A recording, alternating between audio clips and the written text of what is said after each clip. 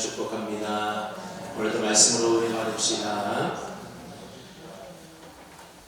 오늘 본문은 예수님을 중심으로 해서 두 사람의 이야기가 섞여서 기록되고 있습니다. 그 두 사람이 누군가 하면 안나스와 바로 베드로입니다. 안나스는 예수님을 죽이려는 구실을 만들기 위하여 예수님을 붙잡아서 신문하는 대제사장이고, 베드로는 체포 대신 예수님의 신변이 걱정이 되어서 몰래 대제사장의 길까지 따라온 예수님의 수제자가 바로 베드로입니다. 그런데 이 두 사람은 정반대의 길을 가는 사람이었습니다. 한 사람은 예수님을 잡아 죽이려고 하고, 한 사람은 그런 예수님을 걱정하며 따르고 있습니다. 또 사회적으로 보면 이 두 사람은 거의 공통점이 없는, 만날 수 없는 사람이었습니다. 한 사람은 이스라엘의 최고 지도자인 대제사장인 반면에 한 사람은 갈릴리 어부 출신의 춘부에 불과했던 겁니다. 그런데 요한복음은 이 두 사람의 이야기를 뒤섞여서 함께 기록함으로써 그들이 본질상 다르지 않는 연약하고 악한 똑같은 인간이라는 사실을 우리에게 보여주고 있습니다.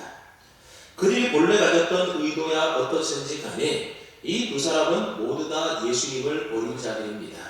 한 사람은 예수님을 정죄함으로써 버리고, 또 한 사람은 예수님을 부인하고 배반함으로 예수님을 버리게 됩니다. 우리가 지난주에 살펴보았던 것처럼 예수님께서는 겟세마네 동산에서 간절히 기도하신 후에 로마 군대와 대제사장과 바리새인의 아랫사람들에게 의해서 사로잡히지 않습니까? 예수님을 사로잡은 그들은 예수님을 결박하여 먼저 안나스에게로 끌고 갔다라고 오늘 본문이 말씀합니다. 그 당시 대제사장은 가야바였는데 가야바에게로 데리고 가지 않고 먼저 안나스에게로 데리고 갔다는 겁니다. 여러분, 종교 재판을 하려면 대제사장인 가야바에게 데려가야 함에도 불구하고 왜 사람들은 먼저 안나스에게로 예수님을 끌고 갔던 것일까요? 여기서 우리는 그 당시 대제사장에 대해서 또 안나스와 가야바의 관계에 대해서 좀 알 필요가 있습니다. 안나스는 주 7년에 고레뇨 총독에 의하여 대제사장으로 임명되었던 사람입니다. 그러다가 주 15년에 해임이 되었던 전직 대제사장 출신이 바로 안나스입니다. 사실 율법에 따르게 되면 대제사장의 임기라고 하는 것은 사실 종신직이었습니다. 그런데 그 당시 유대는 로마의 속국이었기 때문에 로마 정부에서 이 대제사장을 임명했던 것입니다. 그러다 보니 로마 정부에서는 자기들의 말을 잘 듣고 또 자기들에게 상당히 호의적인 사람들을 대제사장으로 세웠던 것입니다. 하지만 조금이라도 마음에 들지 않거나 비호의적이면 해임을 하고 다른 사람을 임명하여 대제사장으로 세웠던 겁니다. 그래서 안나스도 한 7년 정도 대제사장으로 있다가 빌라도 총독 전임자였던 그라투스라는 총독에 의하여 주후 15년에 해임이 되었던 겁니다. 하지만 그는 굉장히 정치적 술수에 뛰어났던 사람이었기 때문에 자신이 해임된 이후에도 그 대제사장의 자리에 자신의 5 아들들을 차례로 앉히게 됩니다. 그리고 지금은 그의 사위인 가야바가 그 대제사장 자리를 차지하고 있습니다. 그러니 안나스는 마쿠에서 막강한 실력을 행사하고 있었던 사람입니다. 그러다 보니 안나스는 대제사장 자리에서 물러났음에도 불구하고 그 당시 유대인들은 계속해서 그를 향하여 대제사장으로 부르고 있었던 겁니다. 그런데 그 당시에 유대인들에게 있어서 실질적인 대제사장은 누구였는가 하면 바로 이 안나스였다는 겁니다. 그리고 로마 정부에서 법적으로 허락한 공식적인 대제사장은 가야바였던 겁니다. 이 사람 안나스는 주 6년부터 시작해서 근 35년 정도를 마쿠에서 대제사장의 실질적인 우두머리 역할을 했던 사람이 바로 안나스입니다.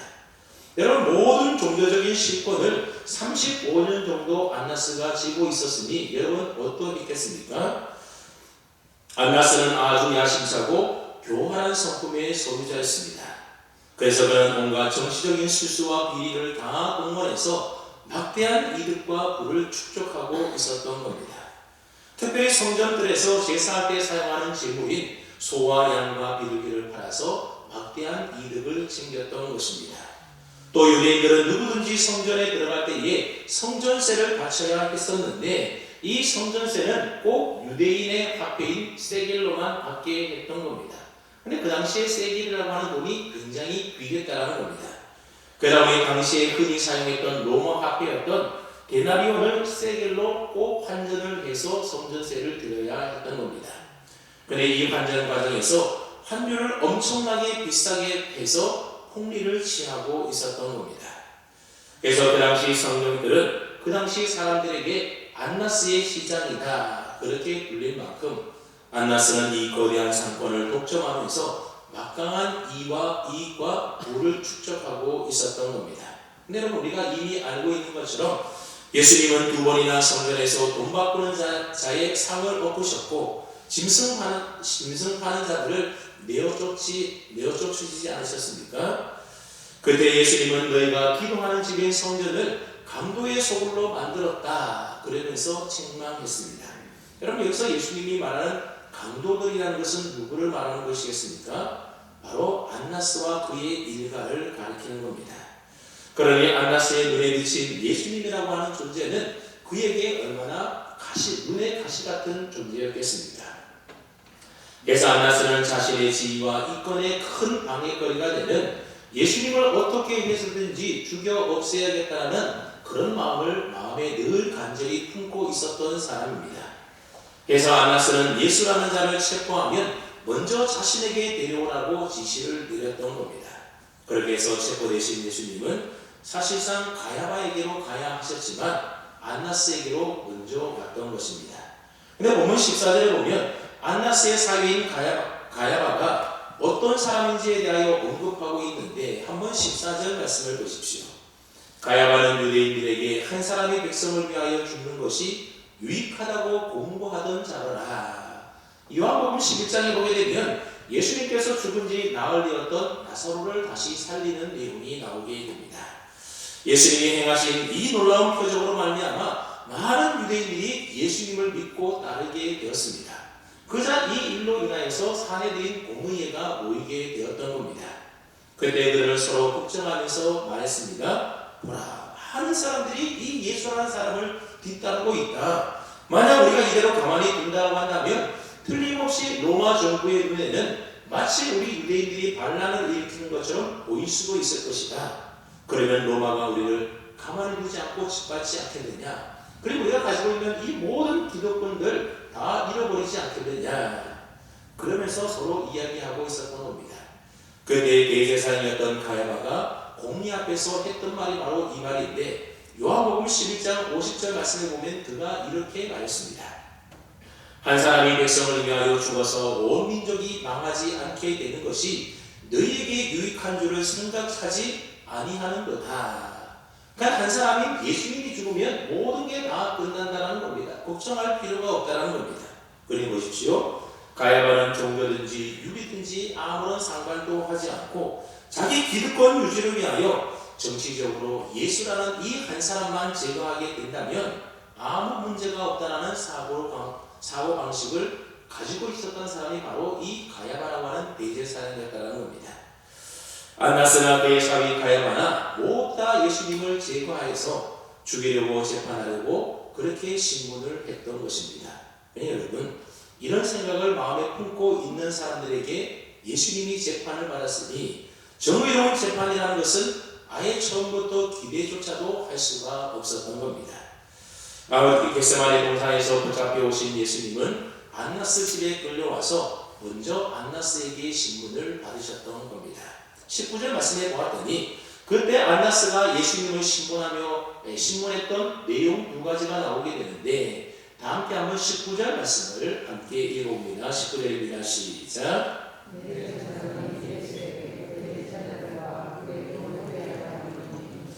안나스는 첫 번째로 예수님의 제자에 대하여 진술하라 그렇게 예수님에게 물으셨고, 두 번째는 예수님이 가르친 교훈이 무엇인지에 대하여 예수님에게 신문을 하고 있습니다.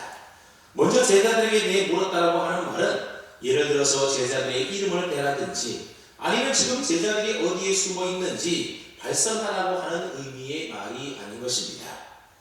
제자들이 어떤 일을 할 수 있느냐, 그것에 대하여 물으신 것입니다. 다시 말하면 스승인 예수가 하던 일을 제자들도 다 할 수 있느냐.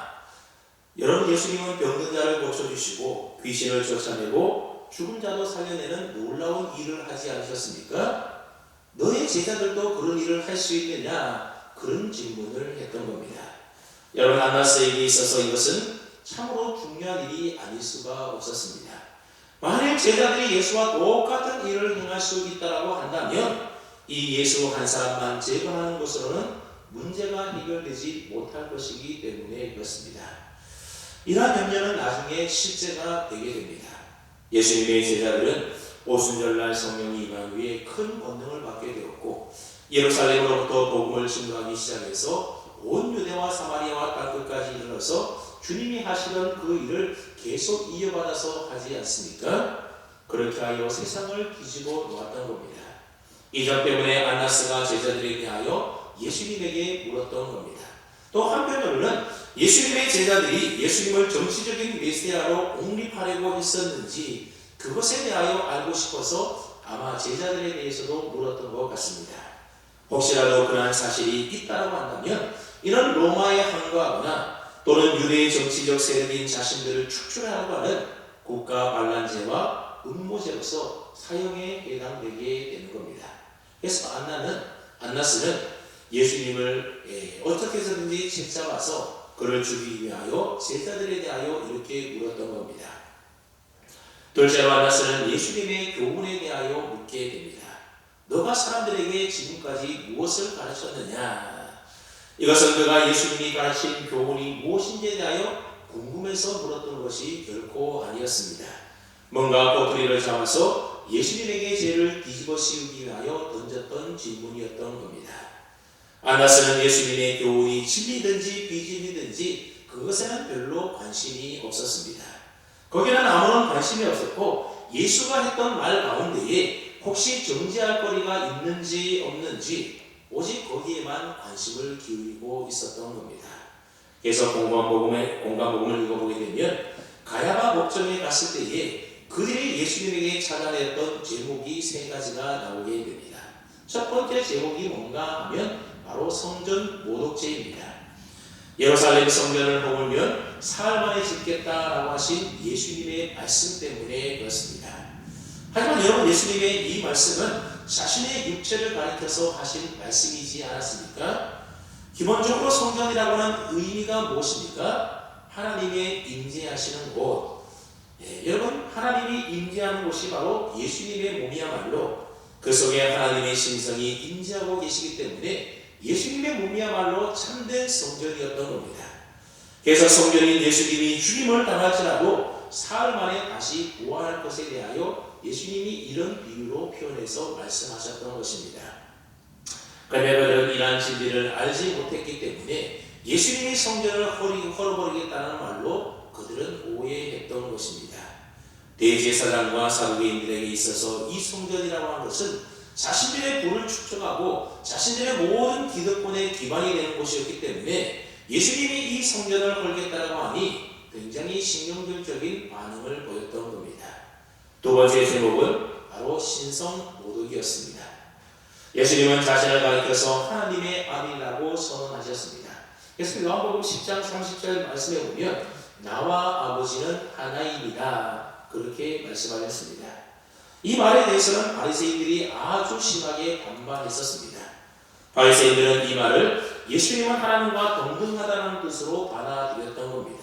그런데 예수님 또한 그들의 반응에 대하여 조금의 변명도 하지 않으셨습니다.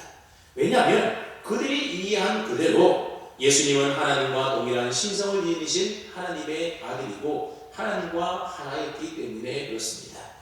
그렇게 그들은 예수님에게 신성 모독의 죄를 씌웠던 겁니다. 그러나 여러분, 이것은 로마법으로 볼 때에는 사형에 해당되는 죄가 결코 아니었던 겁니다. 세 번째 제목은 뭔가 하면 왕권에 대한 도전입니다. 예수님이 자신을 왕이라고 말씀하셨기 때문입니다. 예수님은 빌라도 앞에서도 자신이 유대인의 왕인 것을 인정하지 않았습니까? 그러나 그 말의 뜻도 분명히 밝히셨는데 내 나라는 세상에 속한 것이 아니라고 하면서 예수님의 왕국은 이 땅에 존재하는 그런 나라가 결코 아니라고 말씀하셨습니다. 그럼에도 불구하고 유대인들은 예수님이 로마 황제 가이사에게 반역한 죄인이라고 하는 반역죄를 뒤집어서 씌워서 예수님을 사형장으로 십자가에 못 박는 길로 그렇게 유도했던 겁니다. 그러니까 그들이 예수님을 죽이기 위하여 어떤 말꼬투리라도 잡고 늘어지려고 했던 것입니다. 이 사람 안나스도 예수님 자신의 발언 속에서 사형죄를 씌울 만한 뭔가 구실이 있는가, 그것을 찾기 위하여 예수님에게 제자들에게서 말해봐라, 또는 예수님이 그동안 어떤 교훈의 말씀을 가르쳤는지 말해봐라, 그렇게 신문하고 있었던 겁니다. 여러분, 이러한 안나스의 신문에 대하여 예수님이 뭐라고 답변하셨습니까? 먼저 예수님은 제자들에 관해서는 일절 말하지 않고 함구하셨습니다. 여러분, 그렇게 하신 이유가 무엇이겠습니까? 앞서 우리가 살펴보았던 것처럼 아버지께서 예수님에게 주신 자 가운데서 하나도 잃지 않게 하시기 위하여 그렇게 하셨던 겁니다. 그래서 안나스의 신문에 대하여 답변하시는 예수님의 말씀을 우리가 가만히 읽어보게 되면 제자들이 포함된 우리라고 하는 말 대신에 나라고 하는 1인칭 대명사를 사용해서 계속 말하고 있는 것을 보게 됩니다. 내가 드러내놓고 세상에 말하였노라. 내가 무슨 말을 하였는지 들은 자에게 물어보라. 그들이 내가 하는 말을 아느니라. 예수님은 계속해서 1인칭 대명사 나라고 하는 단어를 사용하고 있습니다.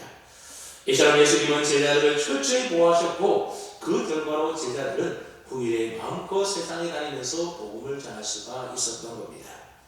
이처럼 예수님은 제자들에 대한 신문에는 철저하게 침묵하셨지만 다만 예수님의 교훈에 대한 질문에는 예수님이 대답하신 것을 보게 됩니다. 근데 사실 예수님이 그 질문에 대하여 대답했다라기보다는 안나스가 행하고 있는 이 재판의 불법성에 대하여 지적하고 꾸지람하는 말을 하고 있는 겁니다. 여러분, 유대인의 재판법에는 고소자가 없는데도 피고를 잡아들이는 것은 큰 위법이었던 겁니다. 그런데 지금 예수님의 재판 가운데는 증인이 없다는 겁니다. 더욱이 아무런 증거가 없는 상태에서 재판한다고 하는 것은 있을 수가 없는 겁니다. 지금 안나스는 예수님을 향하여 너의 교훈에 대하여 말하라, 그렇게 말하고 있는 이유가 무엇이라는 겁니까? 예수님의 그 말 속에서 지금 예수님의 죄를 찾고 예수님이 죄인이라는 증거를 찾고자 그렇게 물었던 겁니다. 그러니까 고소자도 없이 재판을 열었고 아무런 증거 수집도 없이 그저 발설하라고 말하니 여러분, 얼마나 큰 잘못입니까? 그래서 예수님이 안나스에게 뭐라고 말합니까? 나는 지금까지 늘 공개적으로 모든 사람에게 가르쳤다. 근데 너는 어찌하여 나에게 은밀히 신문하느냐? 나를 고소하는 자가 있으면 그들에게 내가 무엇을 가르쳤는지 물어보라. 무조건 사람 잡아놓고 진술하라, 그렇게 말할 것이 아니라 내 말을 들었던 사람 가운데서 당당하게 증인을 내세워서 정식으로 고소하라는 그런 의미의 말인 것입니다. 말하자면 예수님은 지금 안나스가 하는 이 일이 불법이라는 사실에 대하여 말씀하고 있는 겁니다. 그러나 사실 안나스에게는 예수님을 신문할 만한 법적인 근거가 아무것도 없었습니다. 또한 밤중에 아주 은밀하게 체포해서 그것도 안나스 개인의 집에서 예수님을 신문한 것도 완전히 불법이었던 겁니다. 그러니 예수님의 책망에 대하여 안나스는 당황해서 아무 말도 하지 못했습니다. 아무리 노련하고 관록이 있는 안나스지만 그러나 예수님 앞에서는 그의 인간적인 지혜나 장쾌나 관록이 전혀 통하지 않았던 겁니다. 이상 안나스는 예수님의 책망에 대하여 아무런 대답도 하지 못한 채 쩔쩔매고 있었습니다. 근데 한번 22절을 보십시오. 22절 말씀해 보았더니 이 말씀을 하시매 곁에 섰던 아랫사람 하나가 손으로 예수를 쳐 이르되 너가 대제사장에게 이같이 대답하느냐 하니. 그럼 여기서 아랫사람이라고 하는 것은 공간복음을 보게 되면 성전의 경비대원을 말하고 있는 겁니다. 그 당시 성전 경비대원들에게는 곤봉을 소유하고 있었습니다. 그 경비대원은 자기가 모시고 있는 대제사장의 체면을 세워주기 위해서 자기 몸에 차고 있던 곤봉을 끄집어내어서 그것으로 예수님을 쳤던 겁니다. 독자들은 곤봉이 아니라 예수님을 모욕주기 위하여 손바닥으로 예수님의 얼굴을 후려쳤다, 그렇게 해석하기도 합니다. 아무튼 이때 처음으로 예수님의 거룩한 몸에 폭력이 가해지기 시작했던 겁니다. 아직 예수님에 대하여 유죄가 확정되지 않았음에도 불구하고 폭력을 가했다고 하는 이 사실은 역시 불법이었다고 하는 겁니다. 그러니 보십시오. 안나스 집에서 이루어진 이 모든 신문과 재판 과정은 그 어느 것 하나도 불법이 아닌 것이 없었던 겁니다. 그런데도 대제사장의 아랫사람은 예수님의 바른 말에 흥분해서 예수님의 얼굴을 내리치며 곤봉을 내리치면서 폭력을 행사했던 겁니다. 여러분, 만약 그 사람이 예수님을 치려고 하는 순간에 예수님이 마음만 먹었다고 한다면 여러분, 그 사람의 팔을 꺾여버릴 수도 있지 않았겠습니까? 아니면 그 즉시 땅이 갈라지게 해서 땅속에 빠뜨릴 수도 있었을 겁니다. 그러나 예수님은 그렇게 하지 않으셨습니다. 때리면 때리는 대로 그대로 다 맞으셨던 겁니다. 다만 예수님은 그에게 뭐라고 말씀하는가 하면, 내가 말을 잘못하였으면 그 잘못한 것을 증거하라. 내가 잘못한 게 있으면 때리지 말고 말로 해보라는 겁니다. 또 바른 말을 하였으면 내가 어찌하여 나를 치느냐, 그렇게 오히려 예수님은 대우를 하셨습니다. 이처럼 예수님은 자기를 치는 자를 곧바로 심판하지 않으셨습니다. 베드로 2장 23절 말씀처럼 욕을 당하시되 맞대어 욕하지 아니하시고 고난을 당하시되 위협하지 아니하셨던 것입니다. 예수님은 우리를 구원하시기 위하여 이 모든 고난과 멸시를 기꺼이 참고 담당하셨던 것입니다. 결과 안나스는 예수님에게서 그 어떤 죄의 증거도 발견하지 못했습니다. 율법에 따르면 죄를 발견하지 못하게 되면 결박한 것을 풀어주고 놓아주어야만 했던 것입니다. 그런데 안나스는 어떻게 합니까? 이미 이 기회에 예수님을 죽겠다라고 마음에 결심한 사람입니다.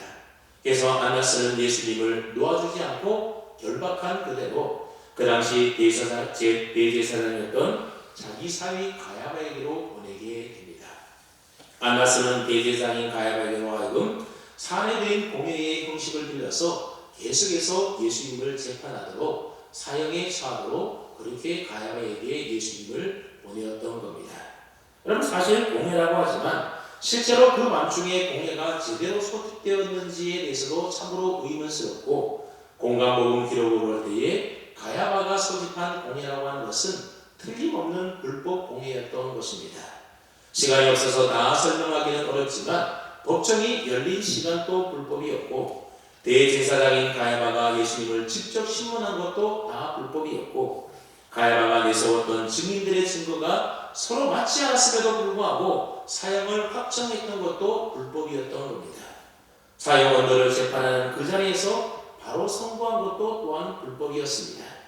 사실 당시 유대 법정은 역사상 가장 불율이 많고 주도 면밀한 사법 절차를 가지고 있었던 나름대로 참 훌륭한 법정이었습니다. 그런데 예수님은 이런 가장 공정하다고 하는 법정에서 가장 불의한 재판에 의하여 사형 선고를 받았던 것입니다.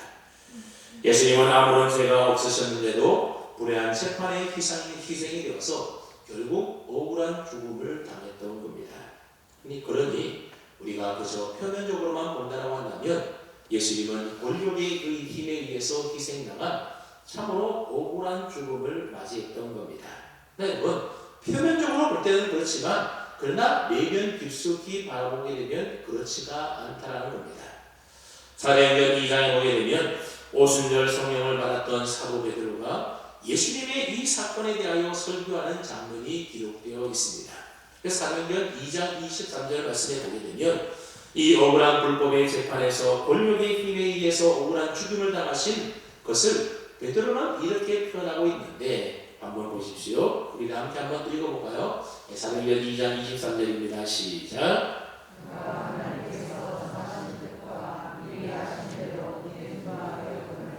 너희가 법 없는 자들의 손을 빌려 못 박아 주겠으나. 여기 보면 법 없는 자들이 나오게 되는데 이 법 없는 자들은 율법이 없는 자, 즉 빌라도 총독을 비롯한 로마 군인들을 가리키는 겁니다.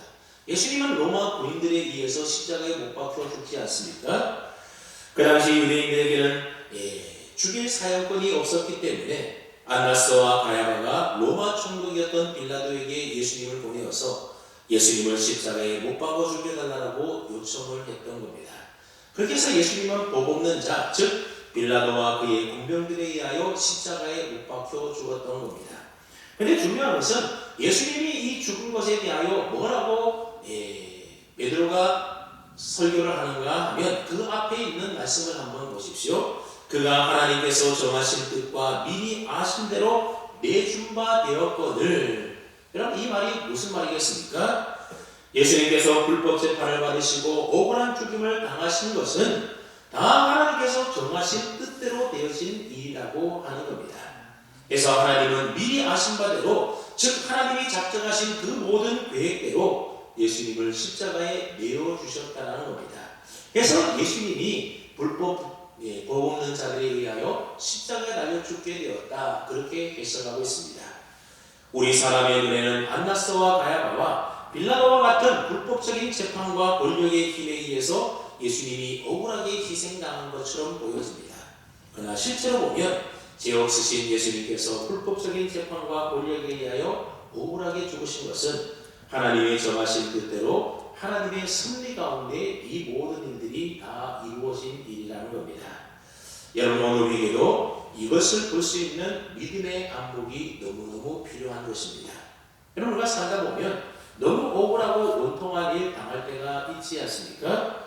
너무 억울한데 어디에 호소할 데도 없어서 몸도 마음도 지쳐서 쓰러지고 또 경제적으로도 점점 더 어려워지게 되고 심지어 억울한 죽음을 맞이할 때도 있다는 겁니다. 여러분 그럴 때 우리는 어떻게 그 일을 생각해야 된다는 겁니까? 이 모든 일들이 하나님의 섭리 안에서, 하나님의 은혜의 손길 안에서 하나님이 정하신 뜻대로 움직이고 있다고 하는 믿음의 눈으로 바라보아야만 그 일을 당할 때에 우리는 실족하지 않게 되는 것입니다. 비록 지금의 상황은 실 같은 어둠이 장악하고 있는 것 같아 보인다 하더라도 그 속에서 한 줄기 강한 빛을 따라 움직이는 하나님의 섭리와 역사를 우리가 믿음의 눈으로 바라볼 수 있어야 하는 겁니다. 여러분 만약 예수님께서 나는 죄가 없으니 불법적인 재판에서 내려진 십자가를 지지 않겠다라고 했다라고 한다면 여러분 어떻게 되었겠습니까? 죄 가운데 빠진 인류를 구원하시고자 하시는 하나님의 그 모든 계획과 뜻과 섭리는 아마도 이루어지지 않았을 겁니다. 하지만 죄 없으심에도 불구하고 불법 재판임에도 불구하고 예수님은 기꺼이 억울한 누명을 쓰시고 십자가에 못 박혀 죽었더니 결국 온 인류를 구원하는 하나님의 뜻과 섭리와 계획이 그 예수님을 통하여 이루어지게 되더라는 것입니다. 그러니 예수님께서 지금 안나스와 가야바 법정에서 그리고 나중에 살펴볼 빌라도 법정에서 당하시는 그 모든 불법적인 재판 과정과 고난의 과정이라고 하는 것은 결국 숨겨진 하나님의 지혜였고 온 인류를 구원하고자 하시는 하나님의 놀라운 섭리가 그 속에 담겨져 있었던 것입니다. 마찬가지로 오늘 내가 당한 여러 가지 억울한 일들과 이해되지 않는 고난에 대해서도 우리가 다 이해할 수는 없지만 분명한 것은 우리가 하나님을 믿는 하나님을 사랑하는 사람들이라고 한다면 이 모든 일들이 다 하나님의 손 안에 있고 하나님의 정하신 뜻 안에서 미리 아신 바 되는 하나님이 허락하셔서 내어주신 일이라고 하는 것입니다. 여러분 욥이 고난당할 때에 그가 무엇 때문에 고난당한지 알지 못했지만 잘못이 없음에도 큰 고난당했지만 결국 그 모든 것들도 하나님의 섭리 안에서 하나님이 허락하시고 내어주신 일이기 때문에 그 고난을 당하지 않습니까? 그러나 그 모든 것들을 참고 견디고 그 속에서 하나님의 놀라운 은혜와 섭리를 나중에 깨달았을 때에 그는 두 배의 하나님의 복을 받았던 것을 우리가 보게 됩니다. 그래서 내 머리로 이해가 안 돼도 끝까지 우리가 하나님을 신뢰하고 믿음으로 주님 바라보면 반드시 언젠간 세월이 지난 다음에 그때 하나님이 그와 같은 은혜를 우리에게 주시기 위하여 하나님의 놀라운 섭리가 그 속에 있었다는 것을 우리가 뒤늦게서야 발견할 때가 있지 않습니까? 그러므로 여러분들도 어려운 고난 당할 때에 애매히 고난 당할 때에 왜 이런 일들이 내게 있는지 억울한 일 당할 때에 우리가 실족하지 마시고 그 속에도 하나님의 뜻이 있겠거니 하나님의 섭리와 하나님의 역사가 그 속에 함께 하심을 믿고 우리가 더 주님 바라보며 의지하며 살아갈 줄로 믿습니다. 오늘 본문에 보면 두 번째 인물이 나오게 되는데 그 사람은 앞서서 얘기했던 것처럼 베드로입니다. 우리가 아는 것처럼 베드로는 불과 몇 시간 전에 다른 사람들은 다 주를 버릴지라도 나는 주를 위하여 목숨을 버리겠습니다.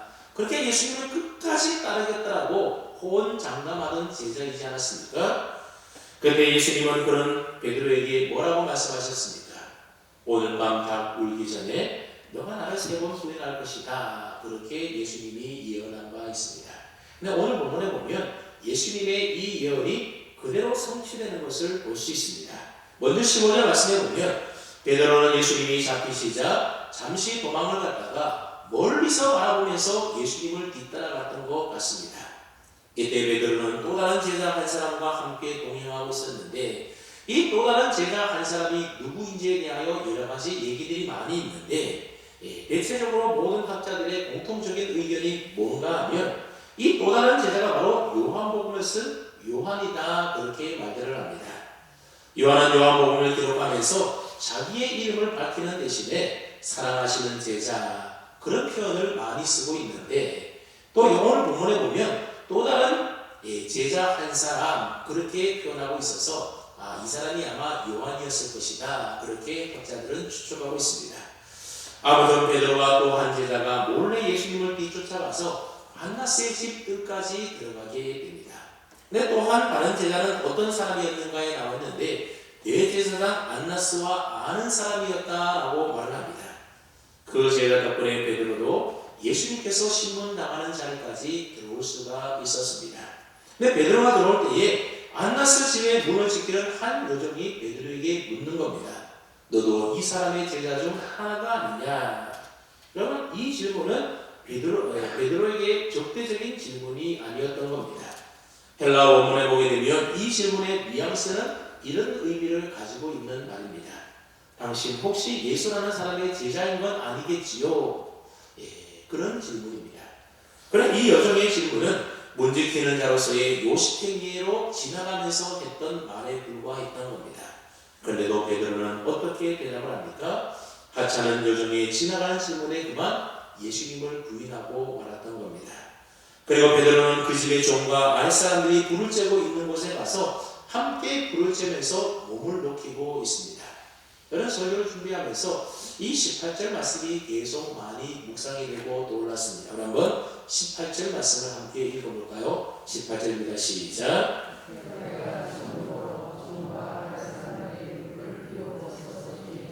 베드로도 함께 서서 째더라. 여러분 그때가 6월절 기간이니 우리나라로 치면 3월 하순에서 4월 조순으로 이른 초봄이 정도가 되는 겁니다. 그러니 한밤중에는 기온이 많이 내려가서 상당히 추웠던 것 같습니다. 그래서 대제사장의 아랫사람들이 불을 피워놓고 불을 쬐고 있었는데 베드로도 추웠던지 그 옆에 가서 함께 불을 쬐고 있었던 겁니다. 여러분 한번 생각을 해보십시오. 지금 예수님은 무엇하고 계십니까? 안나스는 불법적인 재판을 통하여 예수님의 꼬투리를 잡아서 어떻게 해서든지 예수님을 죽이기 위하여 지금 신문하고 있는 중입니다. 어쩌면 그 시간에 대제사장의 아랫사람 중 하나가 그 손으로 예수님을 치고 있는 중인지도 모릅니다. 오늘 본문에는 자세히 기록하고 있지 않지만 교활하고 악독한 안나스의 성품으로 볼 때에 예수님을 결코 순수하게 가야바에게 놓아주지는 않았을 겁니다. 아마도 예수님은 그곳에서 폭행을 당하시고 뺨을 맞으시고 침뱉음을 당하시고 아마 많은 고난을 당하지 않았을까 그렇게 생각해 봅니다. 근데 지금 베드로는 자기 몸 하나 춥다라고 해서 대제사장 아랫사람들 옆에서 불을 쬐고 있다라는 겁니다. 여러분 베드로의 이 모습이 바로 우리 인간의 약함이고 악함이라는 겁니다. 지금 예수님은 고통과 순환과 고난을 겪고 계시는 중인데 나는 그저 몸이 춥다라고 해서 불 앞에 불을 쬐고 있는 우리 인간의 연약함이고 악한 모습이 바로 베드로의 모습입니다. 여러분 사실 베드로는 예수님으로부터 특별한 사랑을 받았던 수제자이지 않습니까? 그런데도 그가 얼마나 연약했던지 25절에 보면 베드로와 함께 불을 쬐던 사람이 베드로에게 묻습니다. 너도 그 제자 중 하나가 아니냐? 그렇게 물을 때 베드로가 뭐라고 합니까? 나는 아니다. 그렇게 예수님을 부인하는 겁니다. 지금 예수님이 신문을 받고 고난을 당하고 있는데도 있는데도 나는 예수님 모른다고 그렇게 부인하는 겁니다. 그러자 베드로가 칼로 귀를 잘랐던 사람, 즉 대제사장의 종이었던 말고의 친척이었던 사람 하나가 이 베드로를 알아보고서는 너가 예수라는 자와 함께 동산에 있는 것을 내가 보지 않았느냐. 그랬더니 베드로가 또다시 나는 모른다고, 난 베드로가 아니라고 그렇게 부인했던 겁니다. 그러자 그때에 곧 닭이 울었다라고 말씀하고 있습니다. 마가복음을 읽어보게 되면 베드로가 단순히 예수님을 모른다고 부인했던 것이 아니라 저주하고 맹세까지 해가면서 예수님을 부인했다라고 하는 겁니다. 그래 보십시오. 베드로가 얼마나 연약하고 악합니까? 여러분, 베드로가 왜 예수님을 3번씩이나 그것도 저주까지 해가면서 맹세까지 해가면서 예수님을 모른다라고 부인했겠습니까? 만약 자신이 예수님의 제자라는 것을 시인하게 되면 자기도 예수님처럼 고난과 핍박과 조롱을 받고 혹 재판받다가 죽게 될지도 모른다라고 하는 두려움 때문에 예수님을 모른다라고 자기는 예수님의 제자가 아니라고 부인했던 겁니다. 쉽게 말하면 자기가 당할 불이익 때문에 그렇게 했던 것입니다. 여러분, 어디 약하고 악한 게 베드로만 그렇겠습니까? 이 베드로의 모습이 바로 오늘 저와 여러분의 자화상이기도 하다라는 것입니다. 오늘 우리들도 사회생활, 직장생활 하다 보면 예수님 믿는 일 때문에 때로는 손해봐야 되고 불이익을 당할 때가 있지 않습니까? 특별히 요즘 코로나로 인해 가지고 교회 다니는 사람들 코로나 교회 갔다 왔다 그러면 어떤 직장에서는 일주일 동안 직장에 나오지 말라라고 하는 그런 직장도 있다라는 얘기를 들었습니다. 여러분, 우리가 직장생활, 사회생활 할 때에 예수 믿는 일을 당당하게 나는 예수 믿는 사람이라고 당당하게 드러내는 일이 참고 쉽지 않은 시대 속에 우리가 살아가고 있습니다. 그럴 때 우리는 머릿속으로 내가 당할 불이익과 내가 당할 어려움에 대하여 미리 계산해 보지 않습니까? 그래서 주님을 인정해야 될 자리에서도 주님을 부인할 때가 있다는 겁니다. 여러분, 사실 베드로는 부침도 버리고 배와 그물도 버리고 예수님을 따랐던 제자이지 않습니까? 그러니 베드로에게 오직 남은 것이라고 하는 것은 예수님밖에 없었던 겁니다. 그런데 이제 그 예수님마저도 베드로가 버리게 됩니다. 그래서 자기 울자 연약하고 악한 자신의 그 비참한 모습을 보면서 그렇게 베드로는 통곡하며 울며 회개하였던 겁니다. 내가 부침도 버리고 배와 그물도 다 버리고 그렇게 따랐던 예수님인데 내가 어쩌자고 그 예수님을 버리고 모른다고 부인했을까? 그러면서 자신의 연약함과 악한 모습을 발견하고는 통곡하며 회개했던 겁니다. 그럼 우리는 신앙생활을 해나가면서 나의 약함과 악함을 우리가 깊이 깨달아서 날마다 십자가 앞에 나가 전적으로 주님의 은혜를 구하며 살아야 되는 겁니다. 내 힘과 내 노력으로 내 약함과 악함을 극복해 나갈 수가 있는 게 아닌 것입니다. 주님의 은혜가 없이 저는 한순간도 살 수 없는 그런 아주 연약한 존재입니다. 또 내 속에는 주님보다도 내 육신만을 위하려고 하는 내 이익만을 추구하려고 하는 그러한 나 하나 편하려고 하는 제약된 본성으로 가득한 악한 존재가 바로 나입니다. 이것이 바로 나의 실상입니다. 오늘도 주님의 그 크신 은혜와 보혈로 저를 덮어주지 않으시면 이 약함과 악함 속에서 살아갈 수밖에 없사오니 나에게 주의 은혜와 보혈로 덮어주십시오. 우리가 그렇게 매일매일 순간순간 기도해야 되지 않겠습니까? 그렇게 나 자신의 약함과 악함을 우리가 자각하며 살아갈 때에 주님만 전적으로 의존하게 되는 것이고 주님의 은혜만 구하며 살 수가 있게 되는 것입니다.